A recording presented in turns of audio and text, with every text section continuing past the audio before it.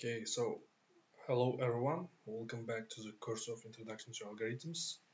So this is a week 4, and this week's topic is trees, heaps, priority queues, and tries. So let's get started. There are two main type of data structures, is linear and non-linear. In the linear data structure, the data is organized in a linear manner. So one element after another one. As an example of linear data structure, I can provide uh, example of array, linked list, stacks, and queues. And nonlinear data structure is data structure which holds data in non-linear but in hierarchical manner. So there may be one-to-one or one-to-many relationship between the data elements. And as an example, I can provide tree and graph. Actually, tree is also graph, but I decided to show the tree as an individual data structure because tree also has some sub data types, data structure types. So let's start with the tree. Tree is a data structure composed of nodes. So as example, this is a tree, and A is connected to the not to the one, not to the two, but to the three data elements. So if you start with from the A, you can go to the B, you can go to the C, and you can go to the D. Tree has next characteristics. So first of all, is each tree has a root node. The root node has 0 or more child nodes, and each child node has 0 or more child node, and so on. So what is a root node? Root node is a node which doesn't have any parents. A tree is nonlinear data structure compared to arrays and linked lists, which are the linear data structures. A tree can be empty with no nodes, or a tree is a structure consisting of one node called the root and 0 or 1 or more subtrees. So here is the terminology in a trees. So first of all, let's start with the root. As I said before, root doesn't have any parent. So root is always located at the top of the tree, and there is only one root per tree, and one pass from root node to any node. Then next terminology is a parents. Parents is any node except the root node. Any node that has a parent except the root node, and that node is goes upward from some node, and the child is vice versa to the parents. So child is located downwards from some node, and here on the graph you can see that H and I is a child nodes for the D, and the D is a parent node for the H and I. For the C, the child nodes are F and J, and for F and J, the parent node is the C. Next is a leaf. Leaf is a node which doesn't have any child, and on the graph, as you can see, nodes H, I, J, F, and J, they don't have any children. That's why they are leaf nodes. Then we have a subtree. Subtree represents a descendants of node. So as you can see here, this DHI are the subtree. So it's kind of part of the whole tree that we have. Also, we can call CFG is the subtree of A. And the next terminology is traversing. Traversing means passing through the nodes in a specific order. So as I said before, trees are non-linear data structure, and it means that for each node you can have like many nodes, and it's up totally to the traversing logic to how to pass through the nodes. For example, if you want to go through all the nodes, you start, for example, from the root. You can start you can go to as a next step to the B or to the C, and it's up to totally depending on the traversing on which way you go first. Next is a binary tree. Binary tree is a tree in which each node has at most two children, so it has no more than the two children. So it can have one children or no children at all. This is a binary tree because each node, as you can see, has at most two children. So B has two children, C has two children, and E has two children. And F, J, D, they don't have any children at all. On the tree on the left side, as you can see, this is not binary tree because all these uh, subtree satisfies the rule of the binary tree except this one, because D has three children. So, but according to the definition, binary tree doesn't have more than the two children. So next is a binary search tree. Binary search tree is a binary tree data structure which has the following properties. First one, the left subtree of node contains only nodes with case, like all values, less than the node's k. And the right subtree of node contains only nodes with the case or values greater than the node's k. And the left and right subtree each must also be a binary search tree. So this here is example of binary search tree. On the right side you see not binary search tree because here 12 is bigger than the 8, but it's located on the left subtree. That's why it doesn't satisfy the condition of binary search tree. But if we would have 12 uh, as a left child of 10, let's say it's connected to the 10, not to the 4, it would be binary search tree. On the left, you see this is a binary search tree because every node satisfies the condition of the binary search tree. So every value on the left is always less than the this value, and also same applies for this subtree, and the rule of binary search tree also applies to this, and also the rule of binary search tree applies to the whole this binary tree.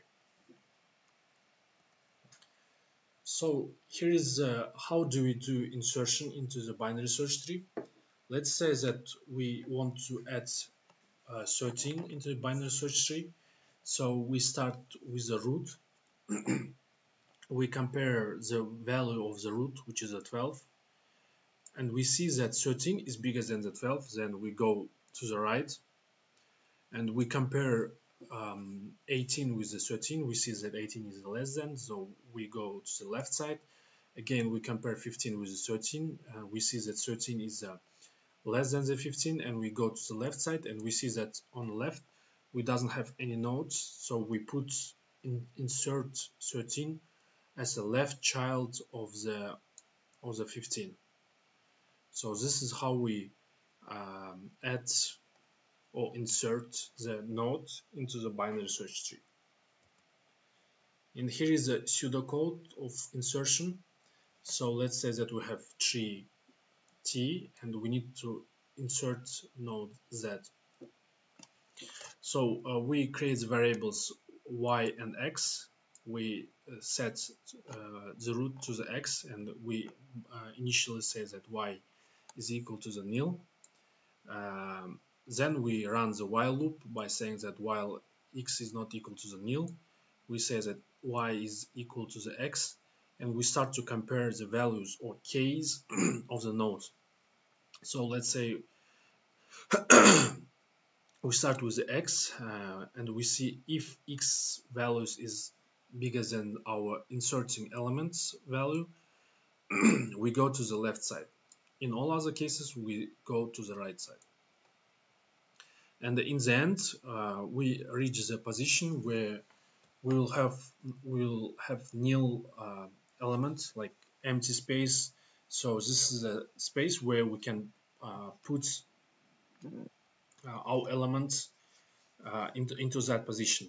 And as you can see, y stops at node which doesn't have some children. So that's why we say that the parent of z is equal to the y. So y is a child. So y has children node z. And here is the condition: if initially tree was empty, we say that the root is equal to the z. And here, for all other cases, if y's k is bigger than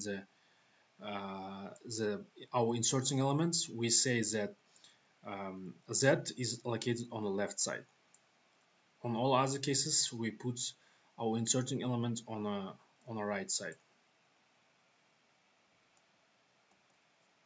Next operation is transplant. Transplant replaces one subtree as a child of its parent with another subtree.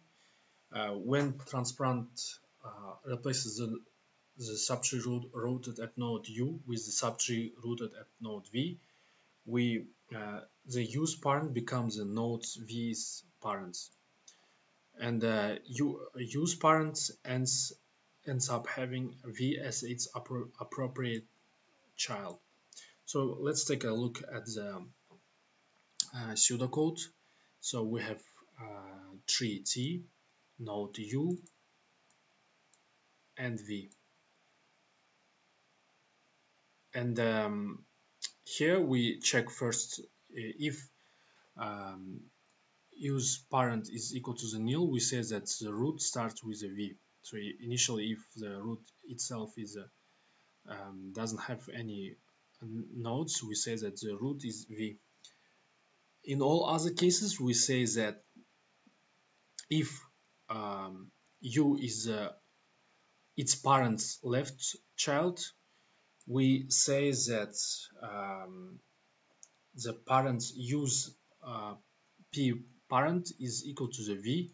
In all other cases, we say that it's a right child. If also here we check that V is not equal to the nil. If V is not equal to the nil, we say that the parent of V is equal to the parent of U.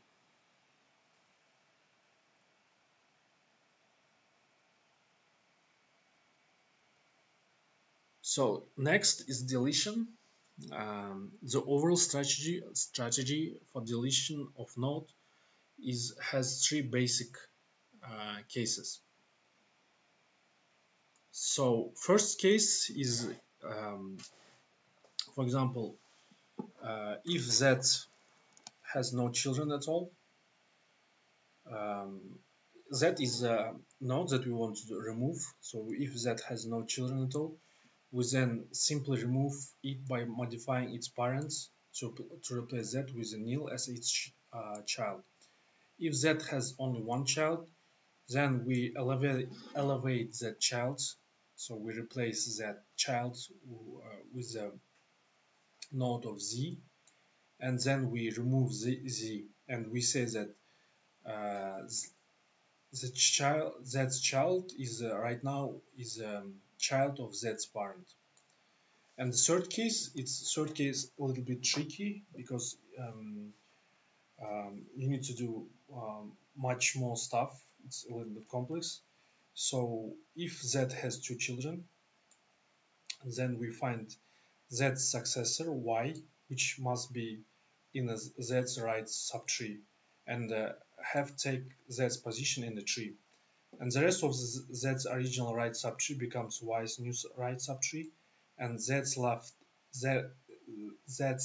subtree becomes Y's new left subtree. So in order to better understand, let's take a look at the illustrations here. So this is a basic case. First case, let's say that we want to remove Z, and Z doesn't have left child, but has only one right child.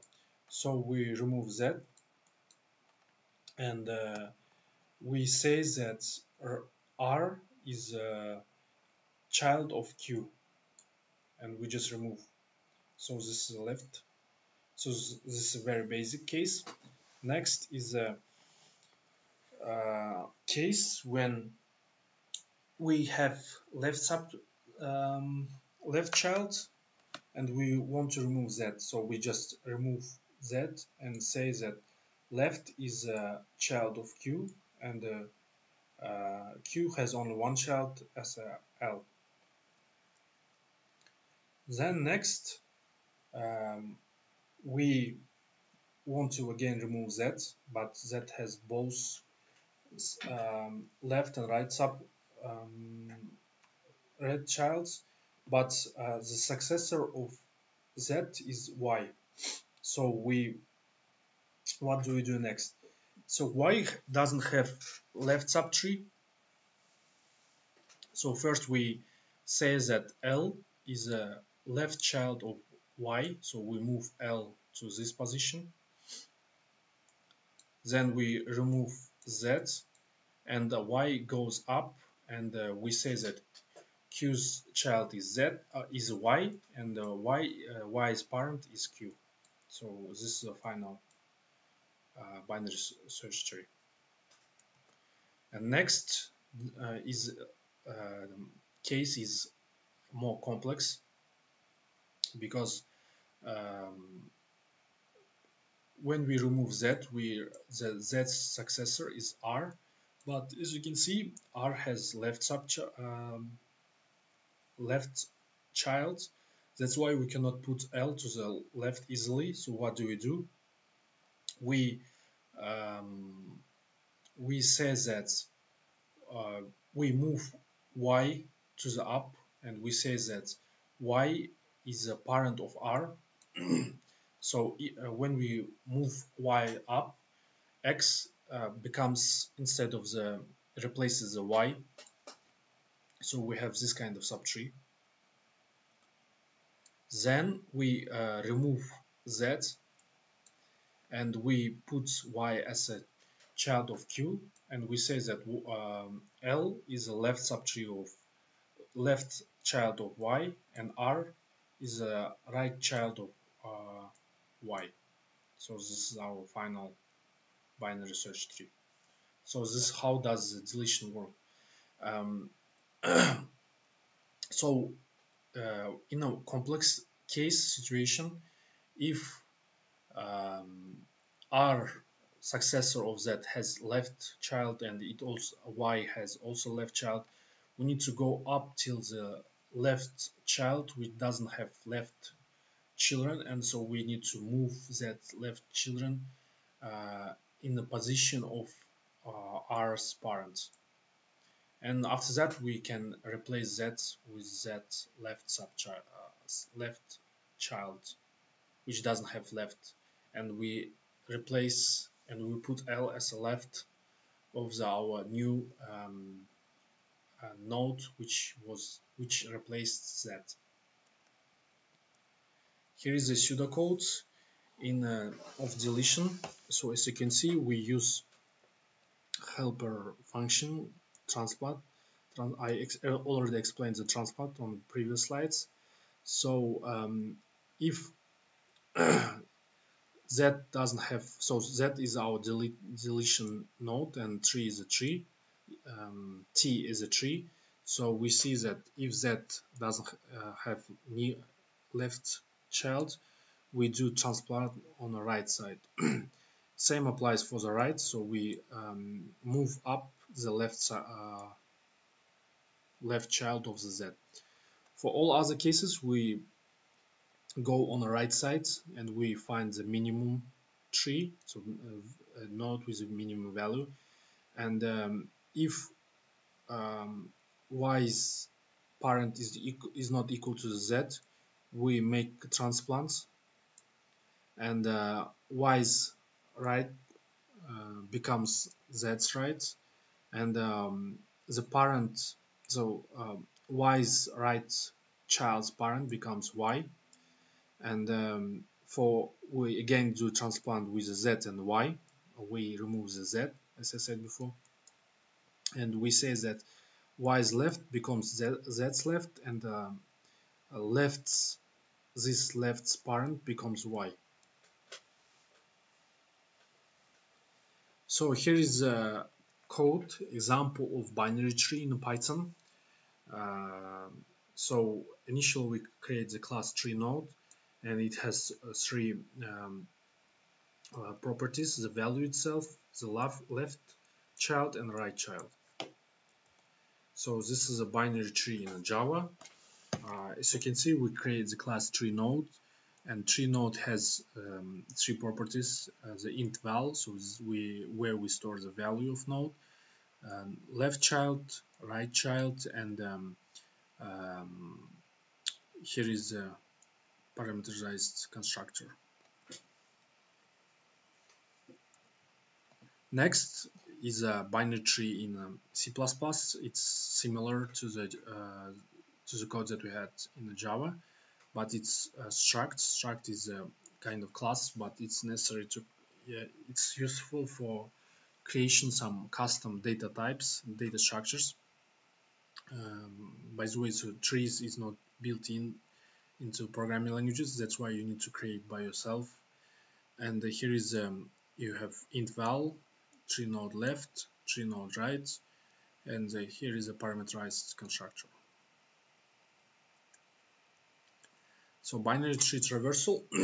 So initially I said that because trees, graphs, they are not linear data type, they are not linear data types. That's why we need to have some logic, or we need to have some order in traversing the trees. Here is a binary tree traversals. First one is in order traversal, second one is a pre order traversal, and third one is a post order traversal. So let's start with the in order traversal. As the name of this traversal says, it's in. Why in? It means that first we traverse whole left subtree, then we visit the root, then we start to traverse right subtree. So the visiting the node's value, the root, is between the left and right. That's why it's in. So here is a code in a Java of in-order traversal. In-order traversal is implemented by using of recursion. So we have a function in-order traversal and our some starting point node, and if node is not equal to the null, we send recursion to the left subtree, then we visit our current node, then we send the recursion to the right subtree. So if we have a binary tree as like this, we start with 1. Initially we send, when we at position at node 1, we send recursion on the left side, so this is a 2. Then we again send the recursion to the left, and we visit 4, and when we reach the 4, 4 doesn't have any left child, that's why we start to visit 4, so we write the result is 4, then we go back to up to this node, we write 2 here, Then after visiting current node, we send the recursion on the right side, so it's 5. We say it's 5. Then when we see that 5 doesn't have any children, so we are done with this side. So we go up till to the 1. And when we are done with the left subtree of 1, we write 1. Then we go to the right, to the 3. So 3 doesn't have any children, that's why we write 3. So that's it, guys. Next is pre-order traversal. As the name of this traversal says, it's pre, so it's before. And why before? It means that we visit our current node before visiting all other nodes. So we visit our current node, then we visit the left subtree, then we visit right subtree. So here is the code in Java. Again, we have function called pre-order traversal with the input value 3 node, and if node is not equal to the null, we visit our current node, then we send recursion on the left side and then to the right side. So here is the tree that we have, and we start with 1. As I said, pre means before, so we start our current node, we write 1 here. Then we we send the recursion to the left side, and we are at position of node 2. Again, we write 2, then we send on the left side to the 4. 4 doesn't have, so we write 4, and 4 doesn't have any children, so that's why we are done with this side. So we go back to the 2, and we start to visit the right side of 2. So when we at node 5, we write 5. 5 doesn't have any left tree, left child or right child, so we're done with this side also. So we go back again up to the 2, then to the 1, then we go to the 3. So we visit 3 and we write 3 here, and we don't have any left subtree or right subtree, so we are done with this. So this is our final result of traversing with using pre-order. The last traversal is the post. Post means after. So we visit our current node after visiting left subtree and right subtree. So first we start with the left subtree, then we start to visit right subtree, and then we visit our current node. So here is the code in Java. So we have some function called post order traversal.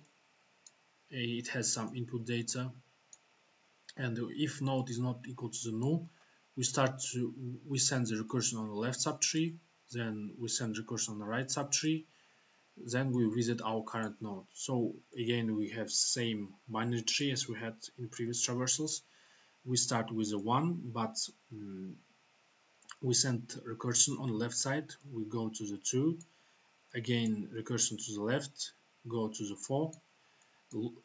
4 doesn't have any subtree, so it doesn't have left, so we cannot send to the left. It doesn't have right, so we visit 4, so we write here 4, then go back to the 2, send recursion to the right subtree, which is a 5. 5 doesn't have any left subtree, doesn't have any right subtree, so we just write 5 as a result of our traversal. Then we go back to the 2, and after that only, after visiting left subtree and the right subtree, we write 2. So we go back to the 1. From the 1 we send the recursion to the 3, and 3 doesn't have any left subtree, doesn't have any right subtree, that's why we write 3 here as a result of traversal. And after that we go back to the 1, and after visiting all the subtrees, we write 1. So this is a result of our post-order traversal of this binary tree.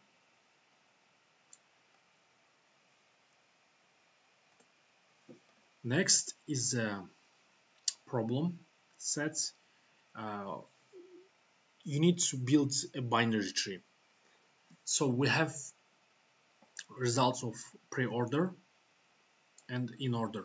So this is how we use two traversals on the same tree, and we have these results after the pre-order and after the in order. So you need to build a binary tree from these traversals. Please take press press pause, take a couple minutes, think how to solve this problem, and after that press continue and check your solution. So how can we solve this problem? So as you know, in the pre-order we start with our root nodes. In order, the root node is located between the left and right. By the way, the values in this arrays are unique, so it doesn't have any duplicates. So from this traversal, we can say that 3 is our root because it's first in pre-order traversal. So we find the 3 in a in-order traversal, so it's located here. And we can say that left subtree is this one and right subtree is this one. After that, again recursively, we can define what is the root of left subtree and what is the root of right subtree. So here we have 9, the only element on the left, and we can say that left is the only element on the right subtree, it doesn't have any children. Then we can see that these elements are on the right side. So here in pre-order, so this part is the left subtree and this part is right subtree. So from this part we see that first element is 20, and we can say that 20 is the root of right subtree. So we find 20 in this part. So here you see that 20 is located between the 15 and 7, and from that we can say that 15 is on the left side and 7 is on the right side. So we don't have any elements, so from that we can build our binary tree. So this is the final result. So what I want to say is that pre-order helps us to find our root element. It helps to find what is the root element of some subtree, and in order, so this traversal helps to define which one is the left side, which one is the right side.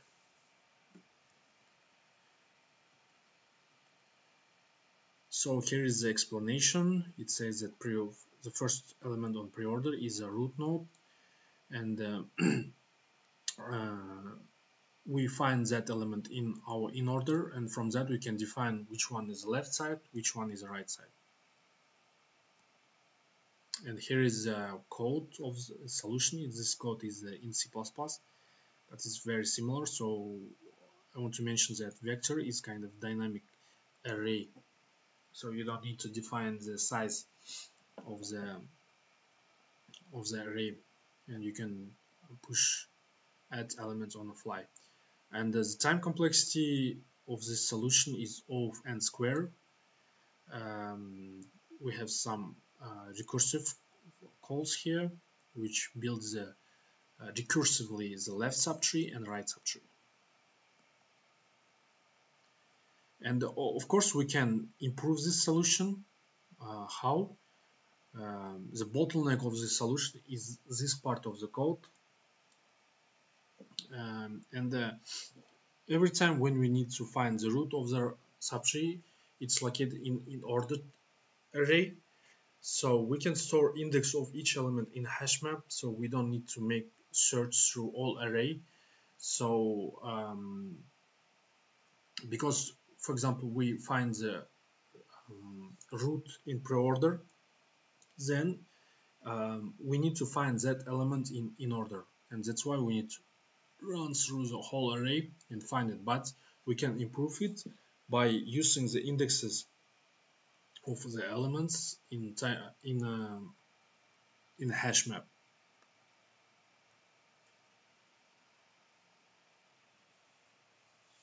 And the time complexity of the code would be O of n if we use hash map. Next type of binary tree is complete binary tree. So a complete binary tree is a binary tree in which every level of the tree is fully filled except the last level. And the last level is filled from the left to the right side. So this is a complete binary tree, as you can see. Every level of tree has two children, so this has two, except the last one. The last one is filled from the left to the right side. This is not complete binary tree because, as you can see, the last level it's not filled from the left to the right.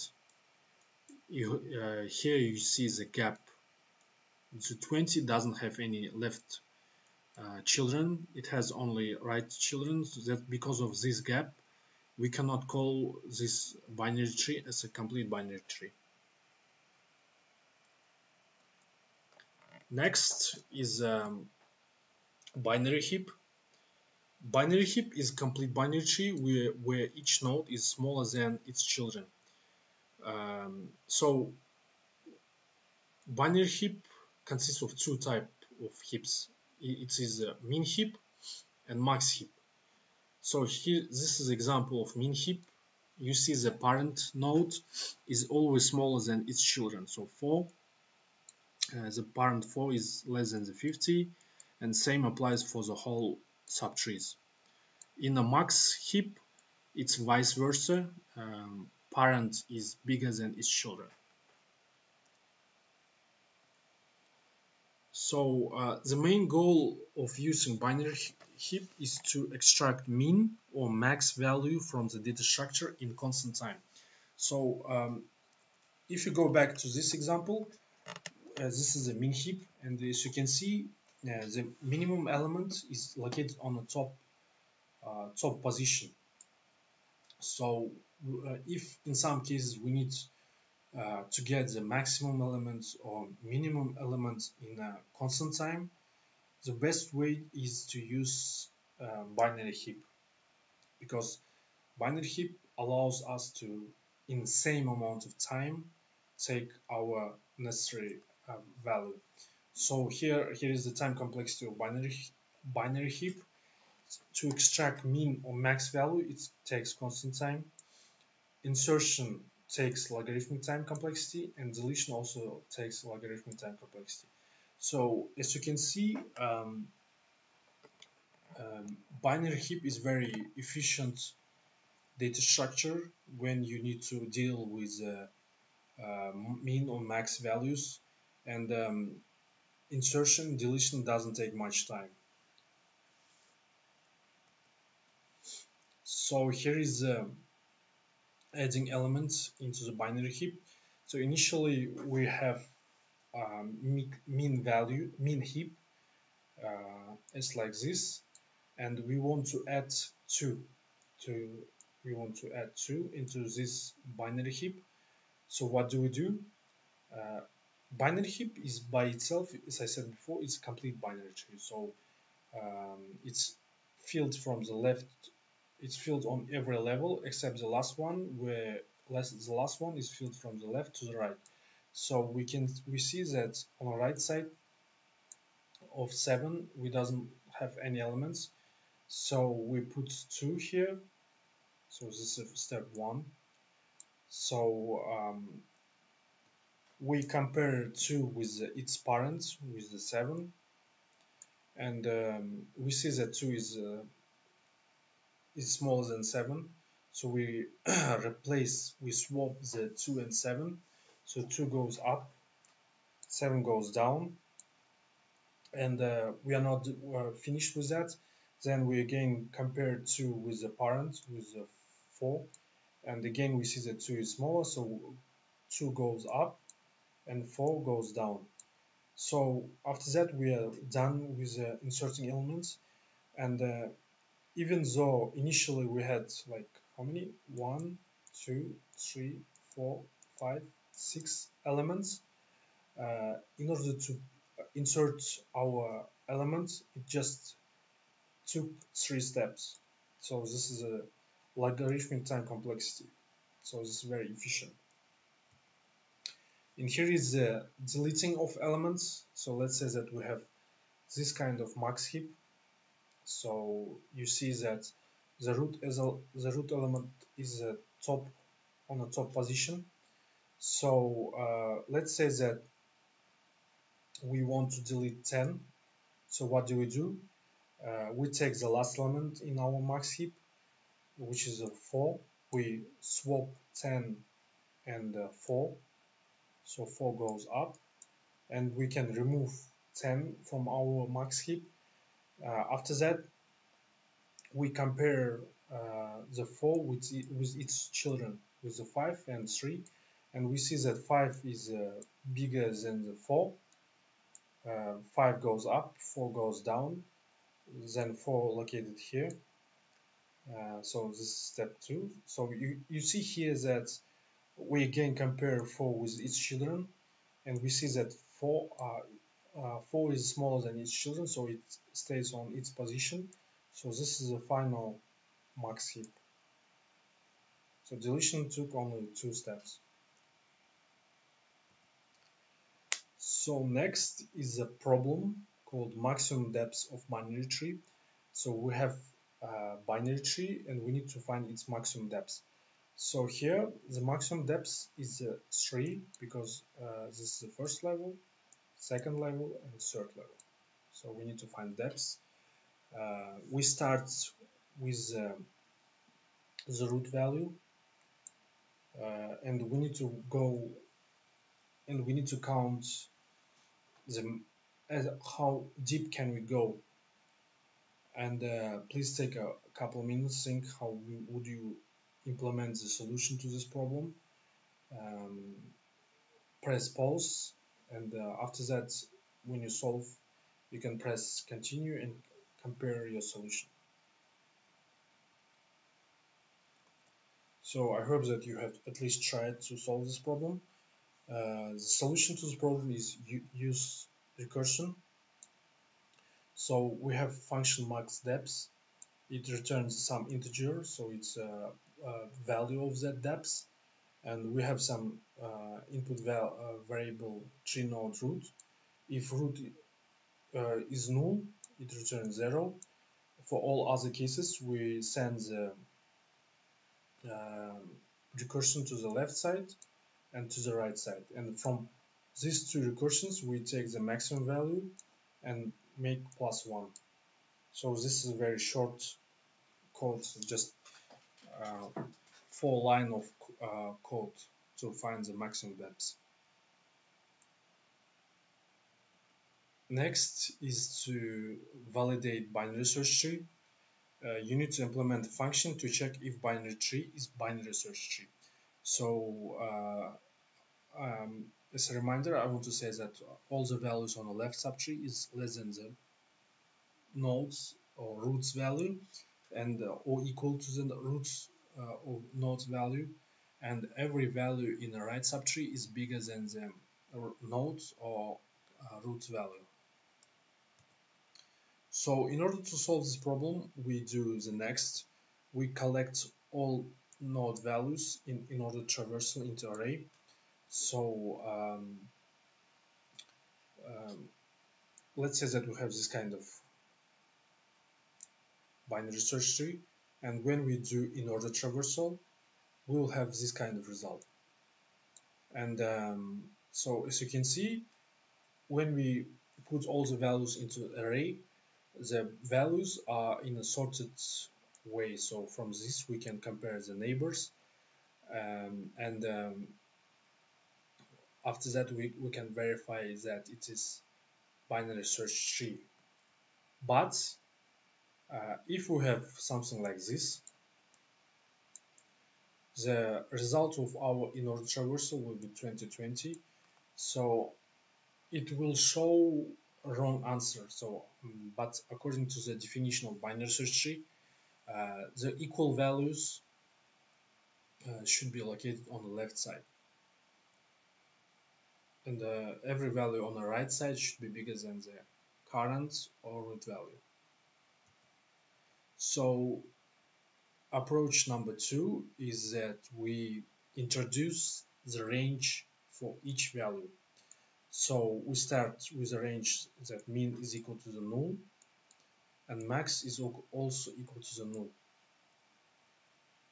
So let's say that we have this kind of binary search tree, and we need to check, we need to verify that it's really binary search tree. So what do? We start with a root position, and for the root position, we don't have any range. We say that min is equal to the null, and max is also equal to the null. Then we go to the 10. So 10 shouldn't be bigger than its parent because it's left subtree. So we say that for the 10 we don't have any minimum value, but the value should be shouldn't exceed the 20. So we compare the range and it satisfies our range. Then we go to the 30. For the 30, because it's located on the right side, the 30 shouldn't be less than the 20, and we don't have any upper range for the 30s. That's why max is equal to the null. Then we go to the 25. Because 25 is located on the right side of 10, it inherits the value of 10's max value, and we say that because it's located on the right side, we say that it shouldn't be less than the 10. So for the 25, the range should be 10 and 20, but it doesn't satisfy this condition. That's why we return false. So this is a not binary search tree. Then on the next, I want to take a real binary search tree. So again, we start with the 20. For the 20, for the root, we don't have any range. So that's why min and max values are the null. For the 10, the max value is 20 because it's located on the left. It doesn't have any min values. Then we go to the 5. We inherit the max value from the 10. No, we get, because 5 is located on the left side, we say that the max value shouldn't exceed the 10. That's why we say that 10 is equal to the max. Then for the 3, because 3 is located on the left side of 5, we say that for the max, it shouldn't exceed the 5. For the 7, we inherit the value of 5, and we say that because it's on the right side, we say that 7 shouldn't be less than the 5 and shouldn't exceed the 10. So it satisfies this condition. Then for the 15, we inherit the max value of 10, which is 20, and we say that the mean value shouldn't be less than the 10, so it also satisfies this condition. For the 17, we inherit the max value, but we say that mean is equal to the 15, so it shouldn't be less than the 15.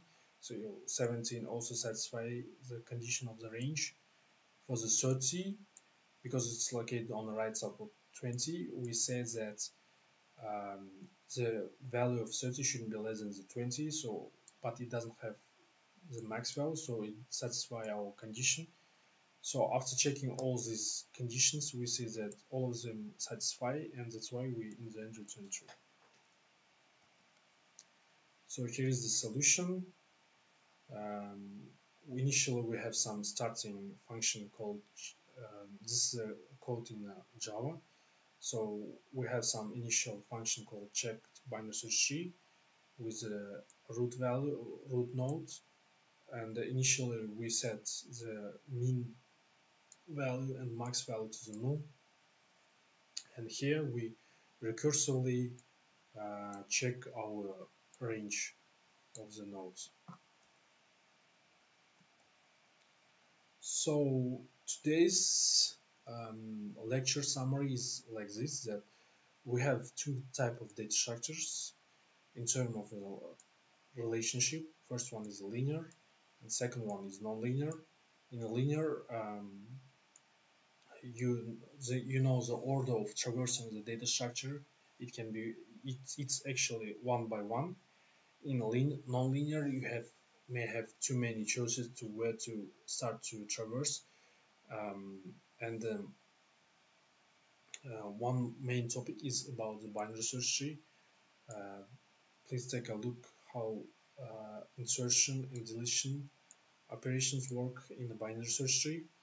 And the next is it's about the traversals. In traversal means that we visit current nodes between visiting left subtree and right subtree.